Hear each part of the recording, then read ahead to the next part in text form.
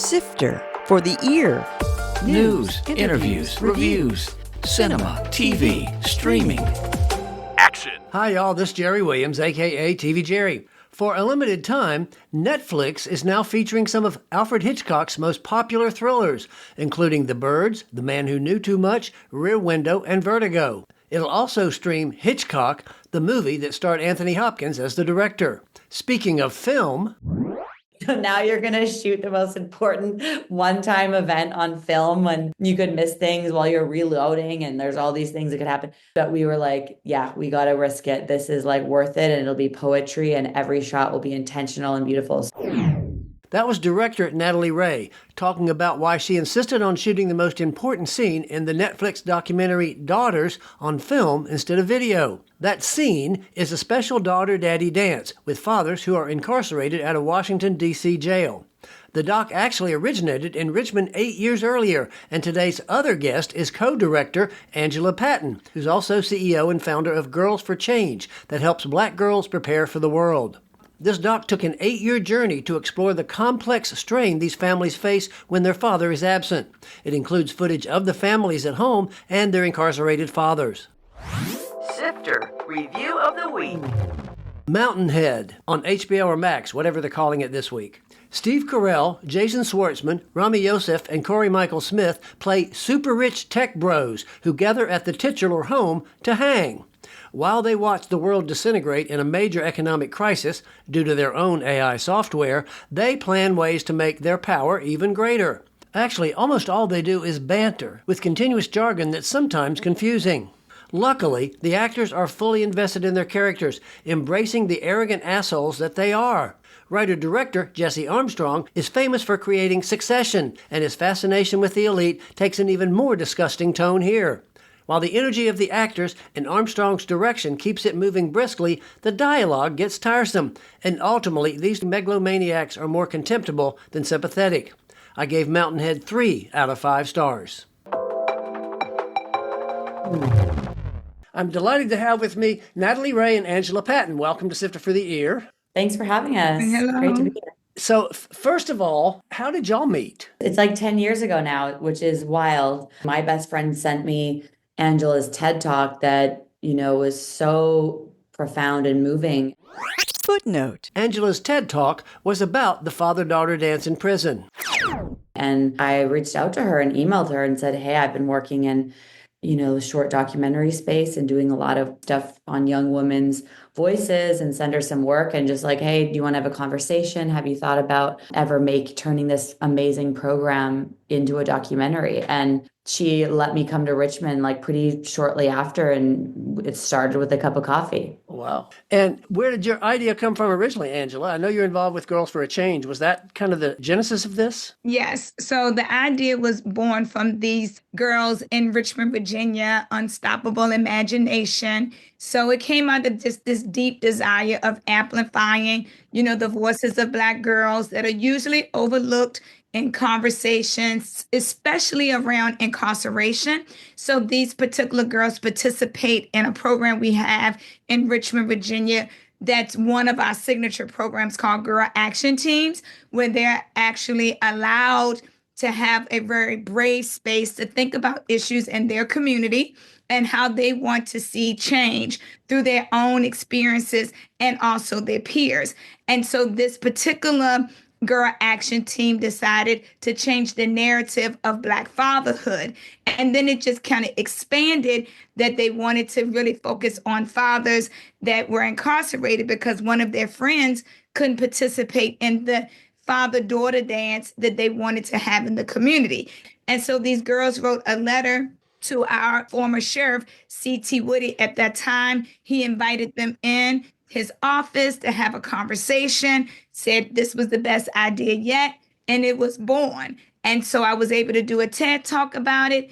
Natalie, along with many other filmmakers and authors, reached out to me. But, I decided that it would be a great idea to partner with Natalie because she was the only filmmaker that understood that it was our responsibility to really center the girls. So we aligned on something powerful, something that was healing and then this unbreakable bond between fathers and daughters that we also experienced with our dads. We thought it was only right to make sure that this film was named daughters and all about the girls. Right now, it's so wonderful that you said the name you just said.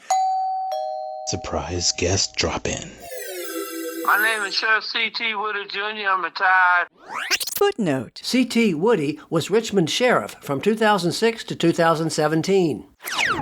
I'm very familiar with the program Girls for Change. I'm so proud that I said yes in the early days to a little child that said that she could not go to the father-daughter dance because her father was locked up. And I said yes. And Angel Patton and her wonderful group brought it to Richmond City Jail, and it's been moving ever since. I just love what she's doing for the Girls for Change. This was an amazing surprise, and we are still proud of you, Sheriff Woody, and thank you for understanding the power of yes. And not only did you make sure that the program and the celebratory dance happened, you continue to bring in community into the facility, because that's part of family too. And so when a lot of the residents would actually complete their time, so many of them were able to really bounce back into the Richmond community because of how you understood that we always had to stay connected. And so you've done that through family. You've also done that through community. And I just want you to know that you've been an amazing model to organizations also to understand the power of partnership. So I appreciate you being an amazing partner, mentor, friend, supporter, and champion of this work. And we love you. We love you too, and thank you all so much. Continue your great work, and I'm so proud just to be a part of it. Thank you so much, T.T. Thank you. Nice to hear your voice. Bye-bye. Bye, Bye-bye. Sheriff Woody. Back to the movie. Who is the voice of the opening narrator? It's Angela. That's from her TED Talk. So some of the words that had always sparked the whole kind of inspiration for the film, the wisdom lives inside of them. Our fathers are our mirrors. As we were editing, there were versions where we just started on the girls, but then we really enjoyed having part of that origin story with Angela's TED Talk underneath archival footage of some of the previous dances. I was going to ask you about that footage. It was black and white and smaller. Was that because it was older footage and you wanted to give it a distinctive, different look? Yeah, just to look different and give the title sequence a distinctive look. Also, when our girls come and we're in present day, it's full screen and it's full color. Right. So it gives a beautiful impact and vividness to the girls when we meet them. How did y'all decide which girls to choose? Did you have more than 4 to choose from originally, or were those just the 4 that you had? Yes, we definitely had more to choose from. And I always like to say that the girls chose us because unfortunately with our partnership with the Washington, D.C. Correctional Facility, they understood that, Natalie and I wanted everyone to have an opportunity to just be involved, engaged. And so these are people who over the years just kind of continue to be committed. And as Natalie and I were doing the editing, it was like, wow, they stayed in it. They gave us their all, their rawness, their realness. And so, together we made the decision that, it could be these 4 girls. It was incredible. I remember every moment that I met our 4 girls, and there were a couple of more. Some of the dads got moved facilities before the dance happened. So, there were so many girls. And of course, every single one could have their own film about them. But we almost didn't want to meet too many because Aubrey, Jayana, Santana, and Rosiah were so strong and were this amazing balance of ages, and the trajectory of how this fatherhood, relationship was impacting them was so different, but seemed to kind of almost compound moving, as the ages went along. Yeah, really just so grateful. These girls are incredible and learned so much from them every single day. All the 3 years before we met these girls, we'd done other interviews and things like that of previous participants, but then the film was so present and really started when we met them. The opening footage we talked about earlier was all black and white. Was that shot in Richmond and then the later stuff was shot in the D.C. area? Is that also a difference? Yeah, so I wasn't part of that black and white filming. Angela did that at each dance over those 10 years that the program had been going on for. And I'm assuming, obviously, the dad said yes before you talked to the girls, or the girls said yes, and then you had to make sure the dads were okay? Because I wondered if you had any father who said, nope, I'm not going to be involved. We've never had a father say that. Wow. So Wonderful. that's a great thing. Every father has always wanted to reconnect and to heal and to ask for forgiveness and start over. Usually, the facility is seeing who's eligible, Uh-huh. and Right, they right. tell them that this is an opportunity, and they sign up, and then the facility kind of decides how they would select them. And then the fathers who have said yes now can ask the family. And Uh-huh. if their daughter or daughters Mhm. can attend. And then it's up to the mother or the caregiver to give permission. You mentioned the prison, and I actually shot something in a prison many years ago at the old Spring Street Penitentiary. What were some of the challenges? Was everybody said, sure, come on in? I know you had to go through all the equipment and had to make sure everything was okay. What were some of the challenges of getting into some of these prisons and actually shooting there? I mean, the first challenge was, yeah, it's the 3 years trying to get access to film this program. So not easy. You know, we thought we'd do it in Richmond and that program is on hold. So then we are invited to DC, but we had to go to DC and present exactly what we wanted to do and why. And it was great that they said yes and saw the vision and the positivity that this would bring. And then from a production standpoint, you know, you're usually used to like prepping things the next day, and especially in documentary, things are always changing and moving so much. So it was very different for a facility to say, you have a shoot day in 5 weeks, and I need to know not only the crew and have their IDs, but every single nut and bolt of equipment, right? So that was just having to really plan without having really scouted the space with my cinematographer, and bring in just enough because you don't want to overpack. And the dance was incredible, but that was a huge McGilla to get all of these people in and the whole thing set up, and that is Absolutely. all the supplies. And were they mic'd in those sessions? Were they mic'd or did you have a boom? We had a boom, one camera always, only one camera, handheld, and a boom. Did it take any time for them to get used to that thing over their head flying around, pointing at them when they were? Surprisingly not. Like usually at the beginning, we'd like wouldn't film right away and let the conversation get going for 5 or 10 minutes. But you know, there's lots of cameras all over jails and prisons and a lot of supervision. So it was actually one of the documentary shoots that I found surprisingly natural and easy, which you would think would be the opposite, filming Right. men talking about personal issues in a jail. It's like they didn't see it at all. And they were really able to focus on the conversation. One father did mention he was a little uncomfortable with like this camera and what was going to happen. And then another father was like, they watch you all the time. And he was like, you're right, forget about it. And so I love that because another father made them comfortable. The actual celebration event was 6 hours, right? It was a long event. And I noticed that when they came in small groups to meet their dads first. Was that something y'all wanted to do so you could shoot all of them, or was that just the way they planned it? Actually, the way the girls planned it. Oh, really? It Okay. happens like that. And so again, we've had past footage.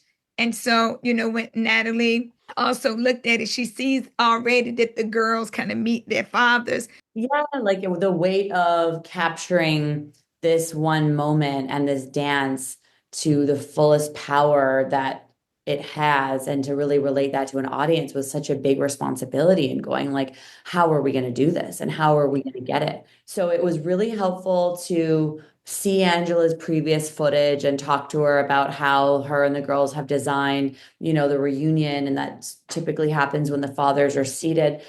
And isn't it so interesting that it's not the girls waiting and the dads go get them? The dads sit in a row. And I think that them walking in, there's such power in the girls arriving.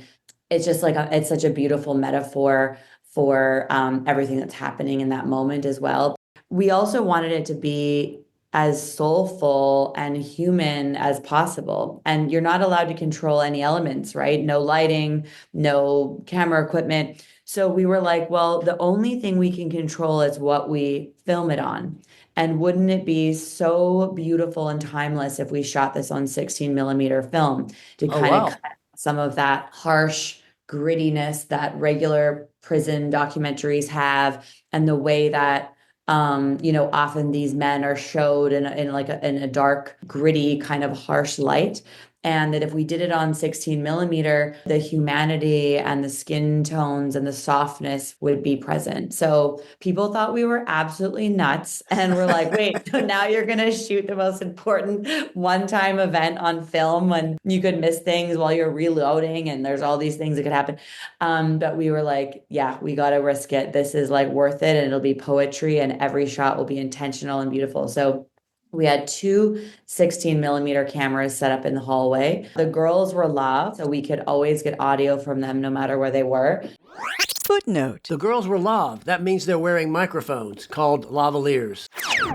And then we had booms, mics over top of those cameras. Was there anything you missed? Because I know it was a live event, like you said, you had two cameras, but still, was there something like, oh, we didn't get that moment? Yeah, there was a moment at the end when you see the father talking to the circle when his daughter doesn't arrive. And that's actually digital that we color graded to match the film that was captured off of a digital camera, because we did have a couple of backups and some very worried producers filming everything on their iPhones. So we had a few little backup plans, and we did use a couple of those shots. So we were happy to have those. The reunion and the dance itself and the goodbyes, I'm super happy that we took that risk. And it's the most emotional part of the whole documentary. Yeah, and it definitely wouldn't have the emotion if we didn't shoot it on film. Fortunately, we get permission to bring in our cell phones. So after the dance, everybody was like, here's my footage. Here's my footage. Because great. Everything is so magical there. Right. Everybody, people were sending me their pictures. I just love the fact that the people that were there committed to the healing and the restoring of the family. When everyone was dancing to Beyonce and people were just flailing around, one of the security guards was dancing, couldn't believe it. He was filming it on his phone too. And it's like, if the cameras were to spin around and see all that, it's also so beautiful that like everyone in the room is together and human and disarmed and just like enjoying the spirit of it. You got some names involved. You just mentioned Beyonce. Her song is in there. There's some photos by Bruce Weber, and Kerry Washington was an executive producer. How did all those things come about? Well, the music is just the music that's played. Yeah. So you just got the rights to use it. You didn't call Beyonce and say, hey, we want to use this song for our documentary or anything. No, but if she wants to talk to us and work with us on this, I'm sure. And the girls love Beyonce, so they're going to pick a Beyonce song. Of course. But by Bruce Weber. Footnote. Bruce Weber is one of the best known photographers in the world, especially for his black and white photos and the classic Calvin Klein ads. Bruce Weber actually had participated in one of my Date with Dad programs, because that's the name of the program, in the community, as well as the one inside of the Richmond City Jail, which it was, named at that time. And he spent about 3 days with the program. Wow. And so when I reached out to him about this project with Natalie, he and his team were just so committed, so excited that we asked them. And even after he came to the first one, he always purchased a table or two for families to actually come to the dance at no cost. And then with Kerry Washington, we had one of our producers who had already a connection with Simpson Street and asked Natalie and I, what do you think about Kerry Washington? Because Kerry not only is, a well-known actress, but she's an activist. And so we really needed individuals on this film that would carry it because they care about the social impact that Natalie and I wanted to do around the film. And she and her team has been extremely supportive of the girls in the film, the girls at Girls for Change, and also, again, making sure that this film is going to create meaningful and fruitful change. Right down the street from where I live, TJ High School is in the credits. Did y'all shoot some stuff there? So yeah, we have girl action teams there where Natalie and I felt like it was important for people to know the work of Girls for Change. And so that was our intentionality of making sure people kind of saw a peep of the work, especially when we were just like, girls are beautiful. Girls have voice. We wanted to let people just not see girls with their fathers being incarcerated, but any challenge or celebratory event, girls have this power.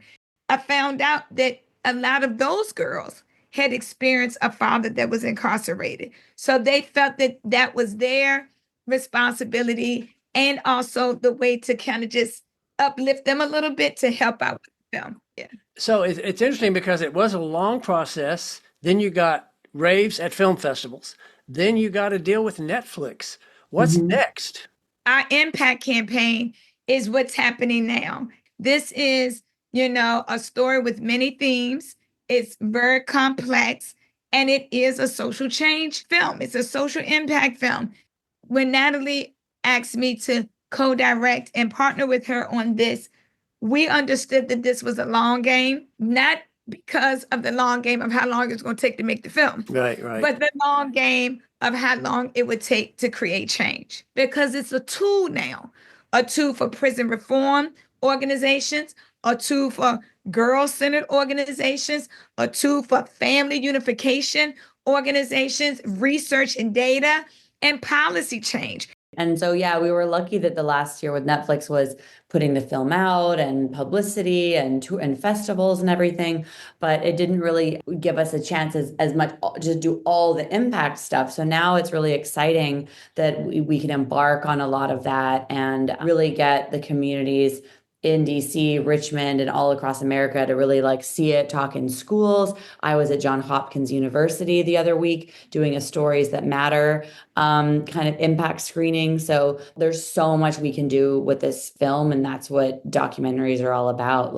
Years later, what impact did that make? Was it worth it for those girls to open up their heart and share a lot of their trauma with the world? And hopefully people saw it and it did make a difference. It took us a year to get here, but I'm so glad we did it, and I'm so proud of you and so delighted with the progress and the results of the film. So congratulations to both of you.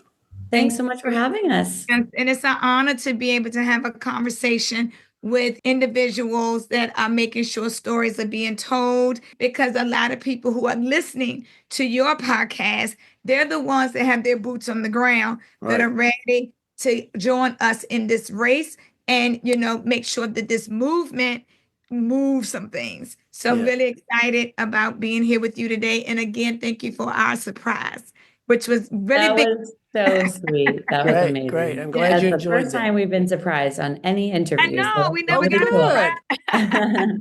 All right. Thank y'all. Okay. Bye-bye. Bye-bye. That was Angela Patton and Natalie Ray, co-directors of Daughters, the Netflix documentary that started in Richmond 8 years ago. It follows daughters and their incarcerated fathers who prepare for a special daddy-daughter dance. And I'll have a link to it on Netflix on the webpage for this show at tvjerry.com. Coming soon. In theaters. Ballerina. The John Wick universe adds a ballerina-turned-assassin, played by Ana de Armas. This action revenge story is set between John Wick 2 and 3.